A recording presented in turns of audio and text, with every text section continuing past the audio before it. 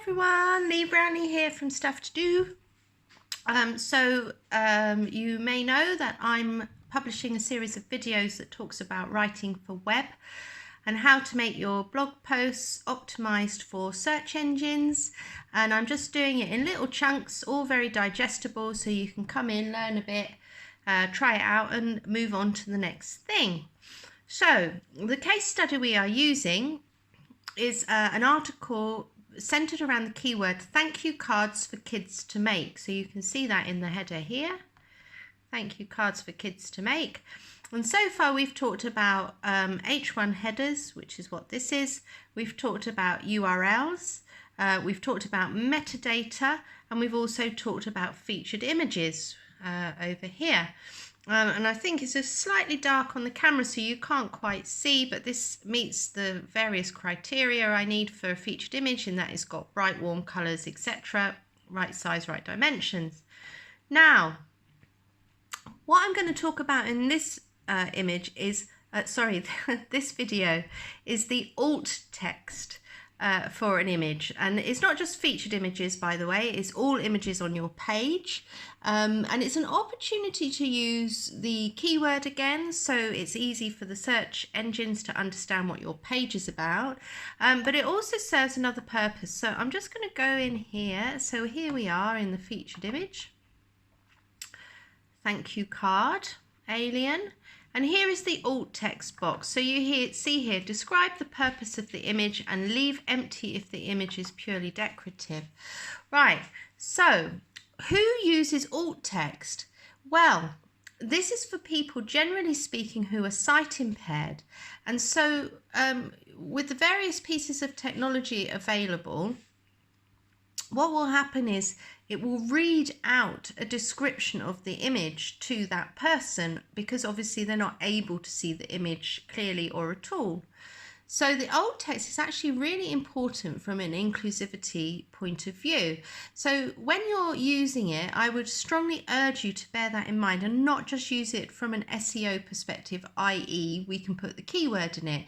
You really have got to think about, if someone can't see my image, but I want to explain what it is, and in this instance I really do, because I want them to understand what is being offered on the page, because they might be visually impaired and have children and want to do this activity, the thank you cards, with them. So they're going to need to understand what is available in this image. What is this image about? So you really have got to think about that. So here is what I use. It may or may not be best practice, I don't actually know, but here is what I do. I type the keyword first of all. So I say thank you cards for kids to make, which is the keyword. You can see nice long tail keyword there. And I do that because I want whoever it is, if they can't see the page, I want them to understand straight away via the image, this is what they were looking for. If they were searching for thank you cards for kids to make, this tells them that that is what they have landed on.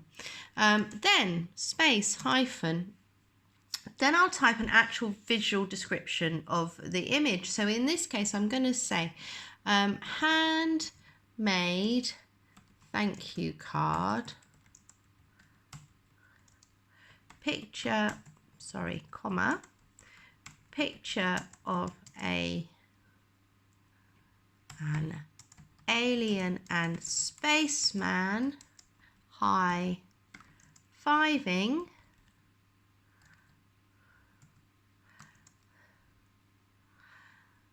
with coloured pens.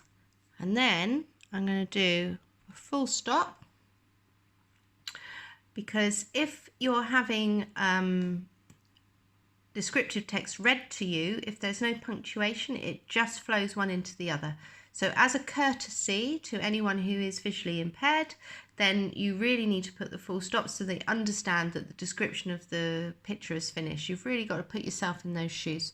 So there you go. So this is writing alt text. So I try to balance it. I write the keyword right at the beginning, and then I write a descriptive sentence about what actually you can see in the picture, and I think about it from the perspective of someone who maybe, let's say can't discern all the details of the picture, and I describe it to them. So if I can visualize the picture from what I've written, then I've done that correctly. So that is alt text, not just for the featured image, but please do it for all images within your blog post.